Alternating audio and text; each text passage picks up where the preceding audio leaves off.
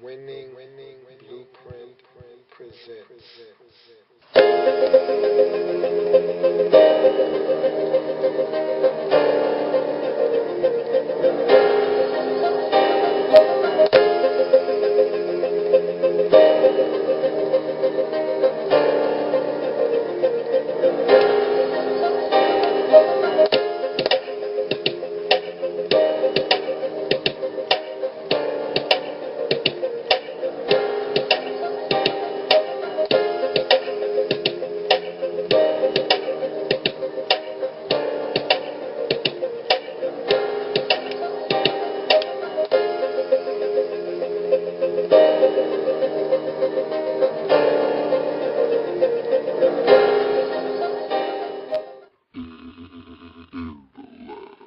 Draft Zone.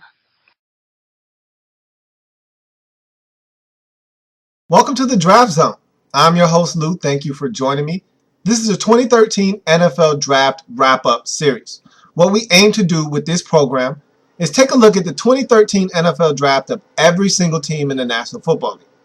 Today, we'll be focusing in on America's team, the Dallas Cowboys. In their 2013 NFL Draft, we'll look at every single selection made by the Cowboys in this draft, break it down, give them a grade using our baseball grading scale, single, double, triple, home run. There are no strikeouts in the NFL Draft Wrap-Up Series, as we can never tell if these players are going to pan out or not in the league, and each and every single team has varying grades on each and every single player in this draft. One team's first round selection, as we'll find out with the Cowboys, is exactly that for them. Another team may have that same player slated to go in the third round. And so you can never tell if a team reached for a player or not. If that's where they have that player coming off the board, that's where they're going to take them, as we'll see with the Cowboys here in a second. But we'll give each and every single pick a grade, not just based off of the player selected, but we'll look at the pick itself, how it was made, where it was made, how that player may impact the team in 2013, and possibly moving forward. So a lot of things to take into consideration when looking at these picks and giving them grades. We'll give a grade to each and every single pick, get an aggregate score for the Dallas Cowboys, assign them that grade, and then move on from there. So without any further ado, I've got my draft board behind me with every single pick made by the Dallas Cowboys on it. As we all know, handy dandy pointer no longer in commission, as in the National Football League. Next man up, magic wand is present. Let's get to the board and get busy on this Dallas Cowboys draft. And so as we look at the draft board of the Dallas Cowboys, we look at the needs. Safety has been a need for the Cowboys, continues to be a need for the Cowboys, has been a nuisance of a position for the Cowboys over the last 5 to 7 years. They haven't had stability at the safety position since, dare I say, Darren Woodson. You could argue Roy Williams was really good early on in his career when he came to Dallas, but they haven't had stability at the safety position for a long time in Big D. You look at offensive line. They had some issues up front, did the Cowboys, in the 2012 season. All right, Tony Romo was under siege a lot in the 2012 season, a lot of it coming from up the middle. Cowboys thought they went out and made some moves to address the middle and the interior of that offensive line. They went out and got Mackenzie Bernardo. They went out and got Nate Livings. They thought they really had solidified the middle of that offensive line. It did not work out the way they wanted it to. And the center position hasn't been that great. It's been inconsistent over the last 2 or 3 seasons, dating back to Andre Garrard. And so you look at a lot of what the Cowboys need to do offensive line, a big part of that. Look at defensive line. Jay Ratliff was injured a lot last season. And making that switch from a 3-4 to a 4-3 defense, you need more bodies up front. You need more beef up front on your defensive line. And so that's also an issue for the Cowboys. You look at receiver. A lot of people don't think that's a big need for the Cowboys. But you look at Dez Bryant. I'm starting to think that the Cowboys can rely less and less on Miles Austin.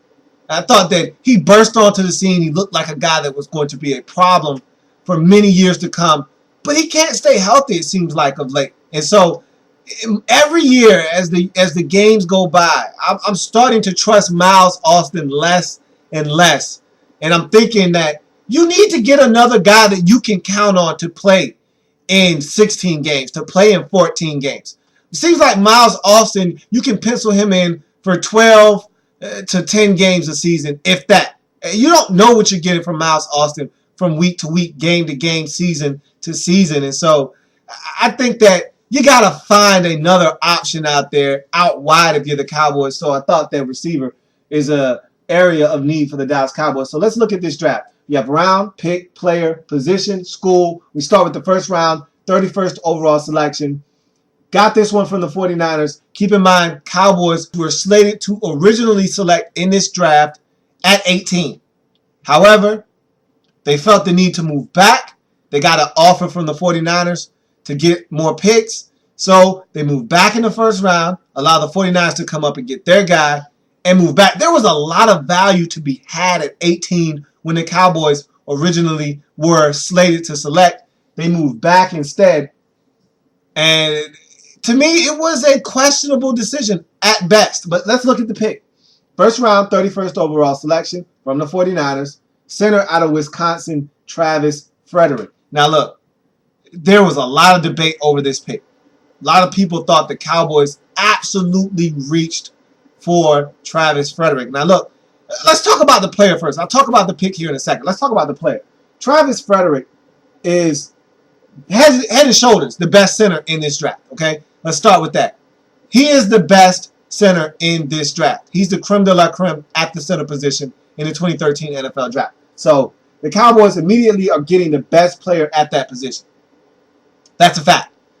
You're also getting a guy that's extremely versatile. At 6'4", 310 pounds, you're getting a guy that not only can man up the center position, is athletic enough to not only play the center position and get out there and be a guy that can kick out and get to the edge and help you along that second level, but he can also play guard as well too. So he's very versatile, can play 3 spots on your offensive line. So you're getting a lot of versatility. You're getting a lot out of one man in terms of what he can bring to your football team. So Travis Frederick does serve a purpose. He's not ultra athletic, but what he lacks in athleticism, he more than makes up with his toughness. This guy is Wisconsin tough, okay? Big Ten tough.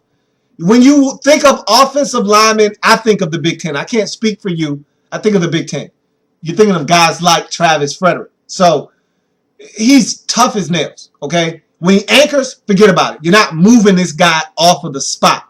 So once he gets into his stance and he anchors, forget it. It's like trying to move a ton out of the way. You're not doing it. So this guy is strong as an ox, but he can be out quick. He can be out athletic. And so from that standpoint, Travis Frederick does have a few things that he has to work on. But look, to make up for the lack of athleticism, you use technique, and he has that. So I don't worry about him on the field.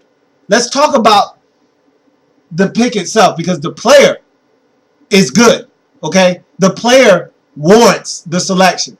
Now, the pick itself, you didn't have to make this pick at 31 in the first round. And I heard Jerry Jones and Stephen Jones talk about how they got their man and they were so excited. But you didn't have to make this pick in the first round. Travis Frederick would have been there for you at 47 in the second round. And that's my gripe with the Cowboys. And I know you're saying, how do you know that? You don't know what other teams were thinking. And you can't say for sure. And no, I can't say with 100% certainty that he would have been there at 47. But I feel really confident and really strongly that 16 picks later, Travis Frederick would have been on the board for the Cowboys to select in the second round. And so I'm not sure if the Cowboys had to make that selection. A center at the end of the first round. That's not generally what teams do. But look, if he's your guy, and apparently it's obvious Travis Frederick was your guy, get your guy. I'm not here to tell a team what they should and shouldn't do. If that's your guy, by all means. It's not like you drafted a first-round punter or something. You drafted a guy that you felt like, hey, this is a position of need for us. He's the best in this draft at that position. Why not? I don't have a problem with it.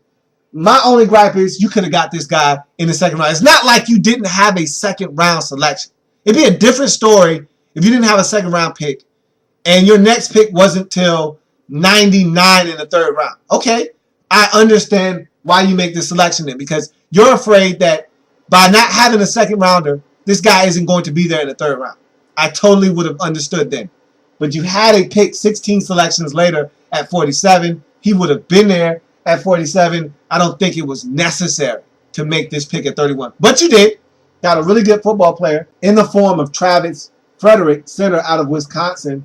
To me, it's a triple because I don't like where you selected this guy, but you got a really good football player where you did select him. And so there's no mistaking that. You got a good football player. It's a triple for me in the first round. Travis Frederick, center out of Wisconsin. So we go on to the second round. 47th pick, tight end out of San Diego State, Gavin Escobar. Look, the Cowboys know where their bread is buttered. And right now, their bread is buttered with Jason Witten at the tight end position. And he's been as consistent and stable a force in this league over the last 5 years as there's been at the tight end position. Okay? It really doesn't get much more consistent year in and year out than Jason Witten. He's going to block. He's going to catch the football. He's going to be a team leader. And he's not going to miss any games while doing so. So you know what you're getting from Jason Witten before the season starts. Go ahead and pencil Jason Witten in for 16 games, 80-plus catches, and 900-plus yards. Go ahead and do that right now. And that's very comforting when you're a football team knowing that, hey, we got a guy that we know exactly what we're getting out of him every single week. And Gavin Escobar for the Cowboys is not going to be the heir apparent to Jason Witten because I don't think you can replace what Jason Witten brings to your football team with one guy. And I think what the Cowboys are looking for, though, is the pass-catching production of Witten. And look, in the NFL, you can never tell when it's going to happen. But one of these days, we're going to wake up, and Jason Witten isn't going to be able to create separation like he does. Isn't going to be able to catch 87 balls. Isn't going to be able to catch 97 balls. Isn't going to be able to catch 107 balls in a season. One day, you're going to wake up, and Jason Witten is only going to be able to get you 52 grabs, 47 grabs. What's going to happen then? You need someone like Gavin Escobar to pick up the slack. And to me, after Notre Dame's Tyler Eifert, he's the next best pass-catching threat in this draft. A lot of people like Travis Kelce out of Cincinnati. This is my guy here. The second best tight end in this draft to me was Gavin Escobar.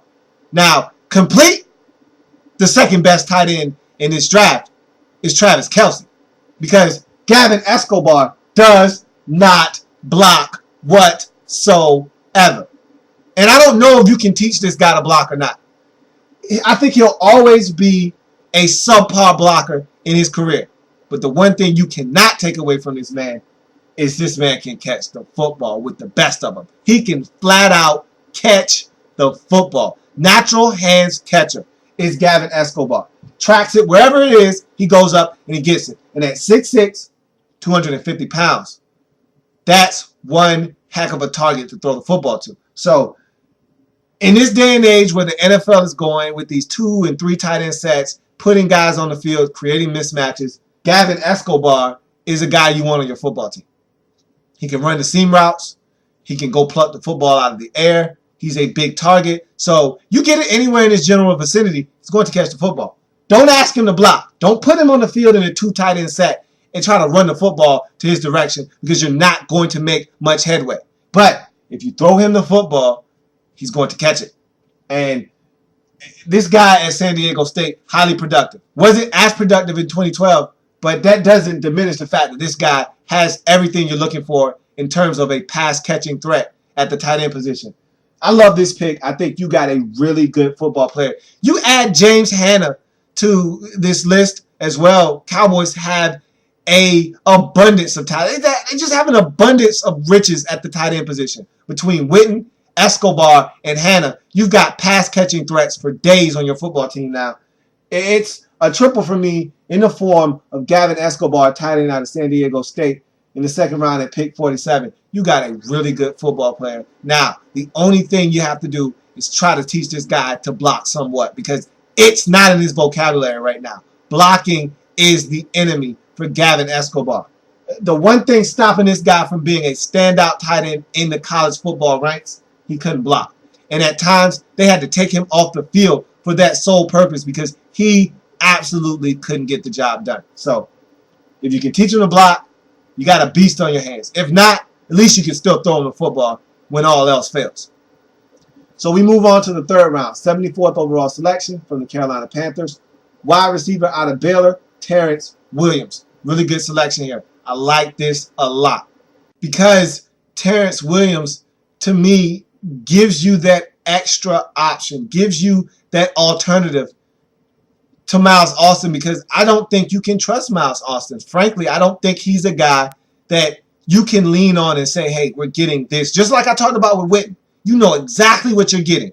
It's the direct opposite with Miles Austin. He's a wild card. You have no clue what you're getting from Miles Austin from play to play, week to week, game to game, season to season. And so you got to have some kind of contingency plan in place for Miles Austin. Not to mention, he's making a boatload of money. And so if you can find a guy that can come in at a reduced rate, like Terrence Williams can, and really produce for you, I'm all for it. And so here's a 6'2", 210 pounds specimen. And this guy is a freak on the football field. Big, physical, strong, will block in the run game. The reason why Baylor was so successful when Robert Griffin III was there running the football, because of guys like Terrence Williams blocking on the edges outside. Anytime you get a long run, doesn't matter in college, in high school, in the pros, anytime you get a big run that's over 25, 30, 40 yards down the field, it's because guys are out on the edges blocking their tails off like Terrence Williams. So not only is he a really good blocker, but oh yeah, he's a receiver. The guy can play the receiver position. Big, physical, can track the football down, can make catches over his shoulder. He's a 4.5 40 guy. And it takes him a while to build up speed. He's not a guy that's going to wow you with his speed. He doesn't have top-end speed. But what he will do is eat up a cushion. If it's soft and you're out of your back pedal slow, he'll run right by you. He's one of those guys with deceptive speed. You let him build it up, and he gets a free release off the line. He gets 5 or 6 steps going. He eats up space quickly. Next thing you know, he's biting. Okay? So it's not like he's slow. He just doesn't have elite top-end speed. But that doesn't stop him from being a really good receiver. And Terrence Williams has the complete package. He's physical. He's long. He's tall. He can make plays on the football. Isn't a pure natural hands catcher. So what I mean by that is he's not going to just pluck the football out of the air like a Larry Fitzgerald. He's a guy that will fight the football at times, will allow it to get to his body sometimes when he probably shouldn't, but he makes all the grabs, okay? He's a guy that you can throw a fade up to. He didn't run a lot of routes at Baylor, but he doesn't need to run a lot of routes. You teach him the route tree at Dallas when he gets there. You coach him up on what it's going to take for him to be an elite receiver in this league. You put him out wide. He's not a slot receiver. So don't think about sliding him inside. Use Cole Beasley or someone else for that. This guy here is an outside threat. You use him as such. You coach him up. Have him be the product. And I think you need a Robin to Des Bryant's Batman. I think this is your man right here because I don't trust Miles Austin further than I can throw him, and I can't throw Miles Austin that far. So I think Terrence Williams needs to be that guy for you, and I like the selection a lot. It's another triple for me in the third round, 74th overall selection, wide receiver out of Baylor, Terrence Williams. This guy scares me a lot because he has all the intangibles to be a really good receiver in this league really fast. So this isn't a guy that 3 years down the road we'll be talking about making an impact in this league. This guy can come in and have an impact in 2013. So really like this pick for the Dallas Cowboys in the form of Terrence Williams. Let's go to the needs board and knock down a few needs for the Cowboys. You get an offensive lineman right away in the first round with the addition of Travis Frederick. You also get Terrence Williams, a receiver, in the third round. I think that was a need as well. So you knock down 2 needs right away. We move on to the second of your third round selections at 80, safety out of Georgia Southern, J.J. Wilcox. This is an intriguing pick. 6-foot safety, around 215 pounds. He's a guy that has transitioned from position to position to position, and he found a home at safety. And I'm a little skeptical. I'm not going to lie to you. Think this guy has what it takes to make the transition smoothly.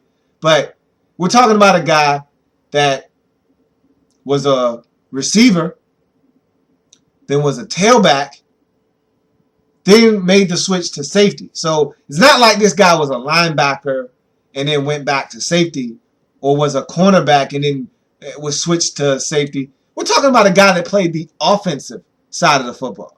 We're talking about someone that played 2 different positions on offense, and then in his senior year in college, not in high school, college, in his senior year in college, was asked to make the transition over from the offensive side of the football to safety. So, very raw prospect. Now, could the Cowboys use him right away to come in and start? Absolutely.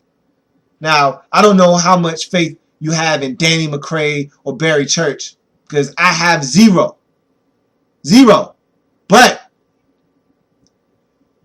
I don't know if I trust J.J. Wilcox that much either.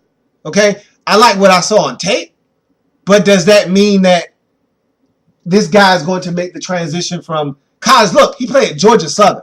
It's not like this guy was playing at Georgia and made the switch and played really well in his senior year. He was at Georgia Southern. So not only are you asking this guy to make a switch, the competition wasn't that great. He played well. You know how I feel about that. Dominate the competition. He played well. He didn't dominate, but he played well. But this is a big step up. This is where the big boys play now. This isn't Georgia Southern. So now you're asking this guy at the biggest stage there is to just pick up where he left off in his senior year and make that seamless transition from offense to defense. It's going to be tough. I think J.J. Wilcox has everything you're looking for. Very athletic. He's a 4.5 40 guy. Has good feet. He make plays on the football. He used to be a receiver, so he can catch the football. I think he's got all the intangibles you're looking for at the safety position. My question is, how long will this transition take? Is he ready to go right now? Is he going to have to be coached up? You know he's going to need to be coached up. How long will it take? Will he be able to make this transition successfully to the next level? Can he make this translate from college to the NFL? I have questions. A lot of questions. Does J.J. Wilcox and the Dallas Cowboys have all the answers for me? That's what I want to know. I think that this is a double for me because I just have too many questions, not enough answers at this time. But you look at the safety position for the Cowboys, they need a guy to step up. J.J. Wilcox could be that guy for you. We know he's athletic enough. He played on the offensive side of the football, at tailback, at receiver. So this guy has the athletic ability to make that transition. He's got a little bit of pop to his game, so he can hit. He can come up and support you in the run game. Can he make this transition seamlessly? We'll see. It's a double for me. Safety out of Georgia Southern in the third round, J.J. Wilcox. We move on to the fourth round. 114th overall selection, cornerback out of William & Mary, B.W. Webb. This guy jumped on everybody's radar screen. First game in 2012 against the University of Virginia. 3 interceptions in a upset victory for William & Mary over the Wahoos at Virginia. And so everyone had to take notice. Who is this guy making all these plays, leading his team to victory? From that point on, B.W. Webb was on the NFL radar. Had a really good Senior Bowl, showed up at the Combine, provided some more intrigue to teams. He's selected in the 4th round by the Dallas Cowboys. So you're getting a 5'10", 5'11" athlete that's right around a $190, a $195. Kind of light. I think that he's a guy that I'm putting in a box. I hate putting players in a box, but I'm putting B.W. Webb in a box. This guy is a slot corner only. You can't put him out wide. And there's several reasons why you can't put this guy out wide. Number one, very diminutive. And that hasn't stopped teams from putting guys out wide. We've seen smaller corners come into this league and have success, like a Brent Grimes. But in this day and age of these 6'2", 6'3", 6'4" receivers, these trees out wide, it's becoming increasingly harder and harder to stick a 5'10" guy out there that does not possess top-end speed. See, Brent Grimes can run. B.W. Webb, not so much. Now, look, I'm not saying the guy is slow. He's got great short area quickness, and he can move. He's athletic. He's very explosive. So the athletic tools are there. But in order to play out wide, you need top-end speed, long distance-wise. You got to be able to run 40 yards down the field and keep up with these long-legged, long-armed, 6'2", 6'3", 6'4" beasts out wide that also run 4.4 40s. He's a 4.5 40 guy. So not only having a height deficiency, you can't have speed deficiency as well. And he has both. So he's an inside guy. Short area quickness is going to benefit you in the slot. I think that's where B.W. Webb needs to be. Also, another reason why he can't be out wide, this guy didn't play a lot of press technique, didn't play a lot of man-to-man coverage in college. So he's not really comfortable with his back turned to the quarterback. He needs to have his eyes on the quarterback, seeing what is going on so he can read and react. When you're in man coverage, you got to know where the football is. You got to be able to track the football. You got to know where the receiver is. And you got to be able to do all of these things simultaneously. Feel the receiver with your offhand, look back for the football, track it, go make a play. He's not comfortable doing that. He's a guy that you put in off coverage, in zone coverage, allow him to read the eyes of the quarterback so he can go make a play on the football. He did it well at William & Mary, and that's what got him drafted. So I think you stick this guy in the slot, you allow him to maneuver in short areas. He's not afraid to tackle. I do like that about B.W. Webb. He's a guy that you put him around a ball carrier, he's going to get him down. Now, it isn't always the prettiest, but I don't care about that. I don't care if you get him down by a shoestring. I don't care if you're a slanger. Just get the guy down. And that's what B.W. Webb does. So I don't have a problem with him there. Just get the guy down. That's what he does. So he's got everything you're looking for in a slot corner. Can also give you some special teams value as well. Don't know if the Cowboys are going to ask him to do that or not. I feel like Dwayne Harris really emerged as your punt returner. And I don't think a guy like B.W. Webb is extremely explosive enough to outshine a guy like Dwayne Harris, who was electric for you last year, returning kicks. So I think B.W. Webb is a solid selection here in the fourth round, cornerback out of William & Mary in the fourth round. I think it's another double for the Cowboys. The only reason it's a double for me and not a triple is because I put this guy in a box, and I think he's only slated to play in the slot in the National Football League. I don't think he has what it takes to play out wide. And so for me, it's a double for B.W. Webb. So we move on to the fifth round now for the Dallas Cowboys. 151st overall selection, running back out of Oklahoma State, Joseph Randle. Randle, for me, at Oklahoma State, was a very versatile back that gave them an element of explosion out of their backfield.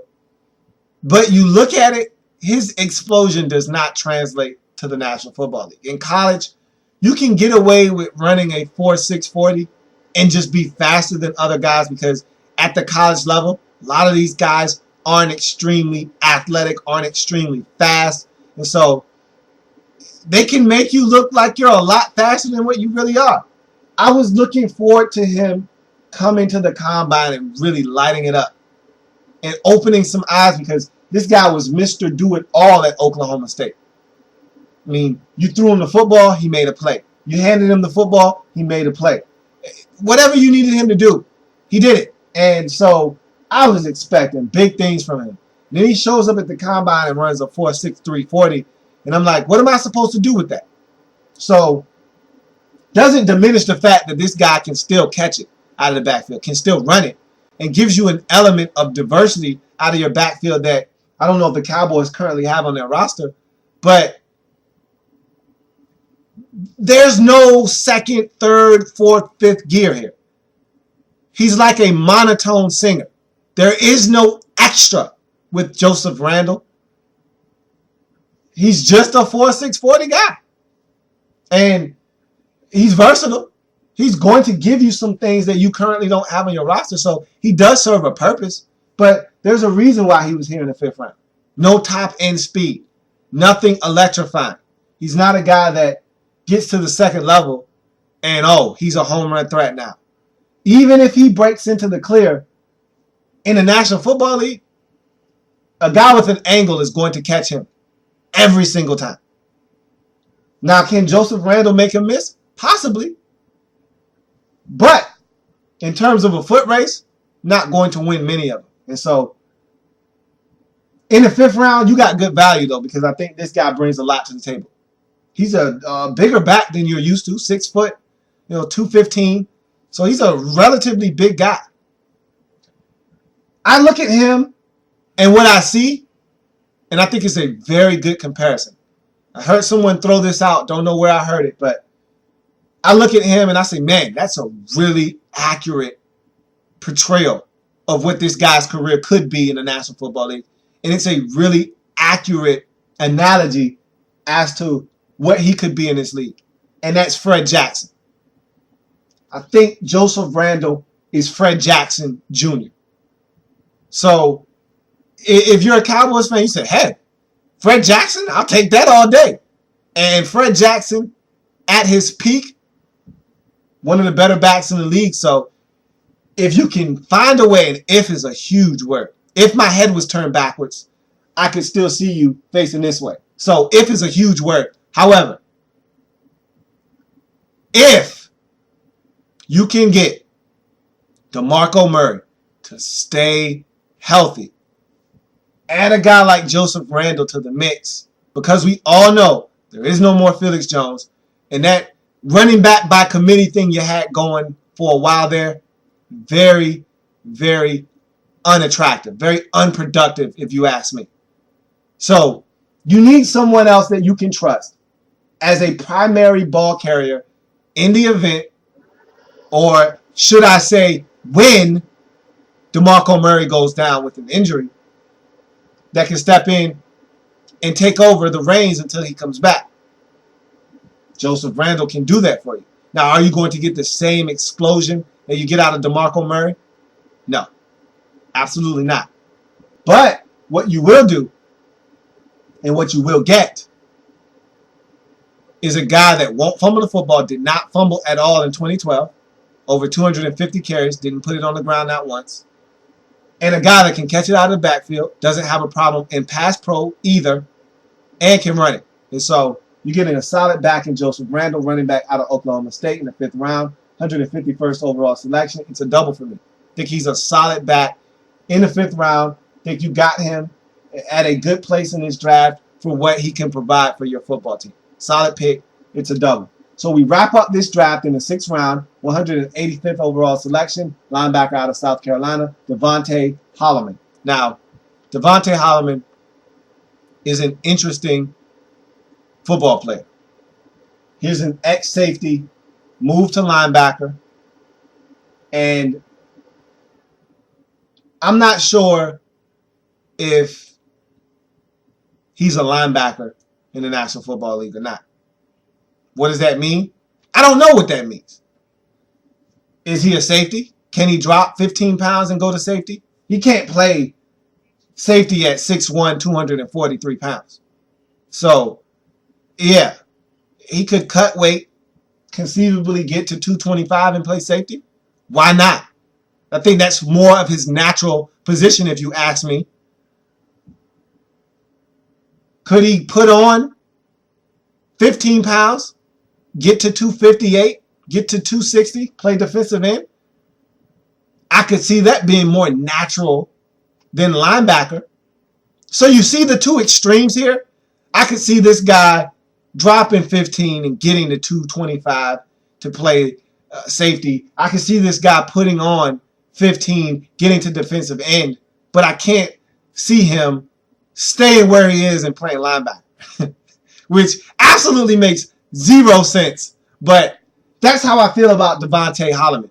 That also speaks to how athletically gifted this guy is, that I feel like he could play safety or he could play defensive end, but he's a linebacker right now.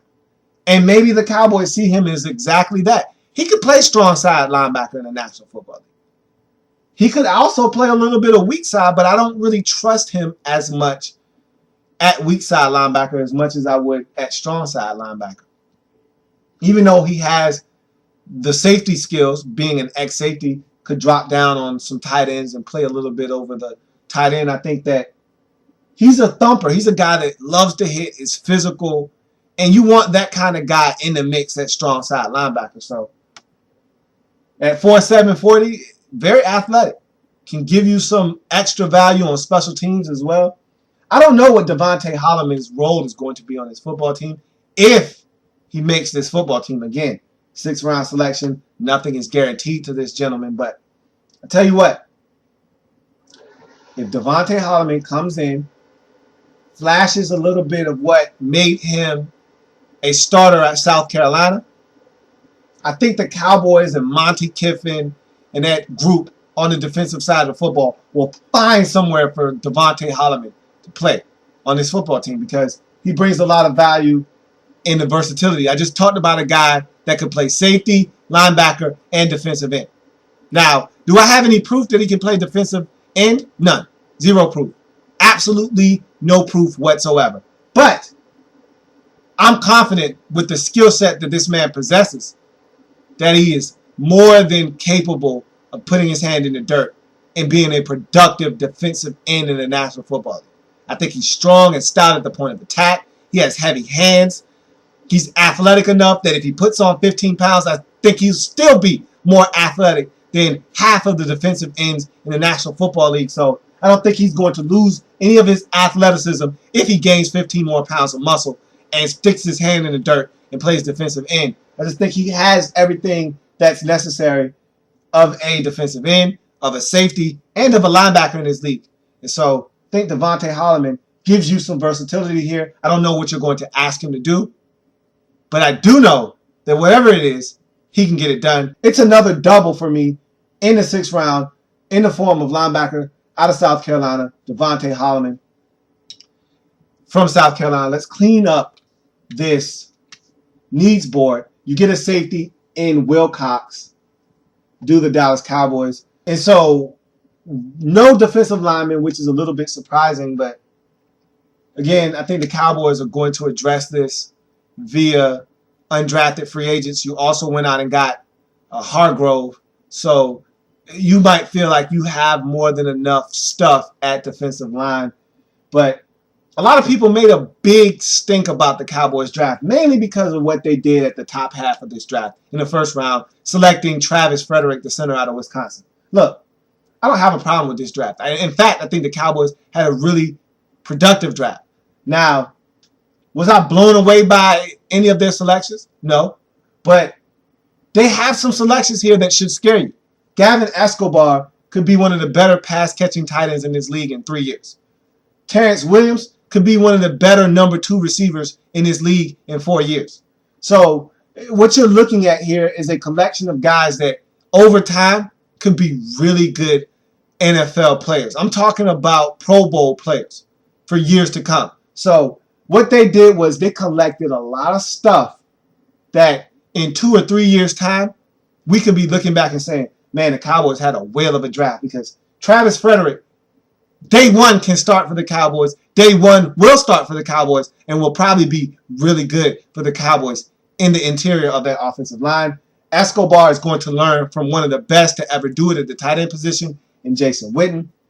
Williams isn't going to be asked to be the number 1 guy. That's Des Bryant's job. All he has to do is come in and contribute. And they still have Miles Austin on the roster, so he might not even be asked to be the 2nd receiver on this team. He might be asked to be the 3rd guy, the 3rd option on this team, which, if you're Terrence Williams, isn't a bad option for you right now while you still learn the nuances of the game. I think Next year, Miles Austin, if he has another one of those lackluster performances like he put forth in 2012, he's going to be gone because he's making too much money. You slide Terrence Williams into that second slot and let him take off. So I think this draft has a lot of players that could really be good in 2 or 3 years' time. Frederick triple, Escobar triple, Williams triple, Wilcox double, Webb double, Randall and Holloman both doubles.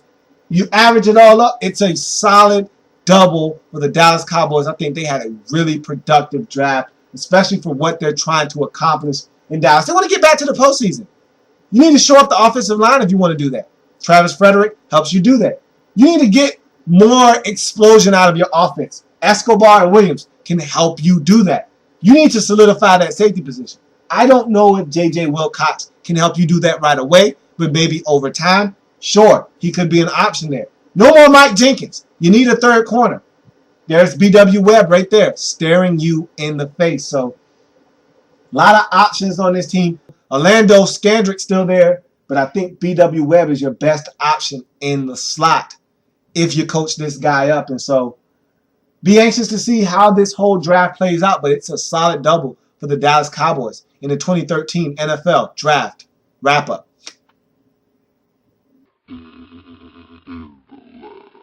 Draft Zone.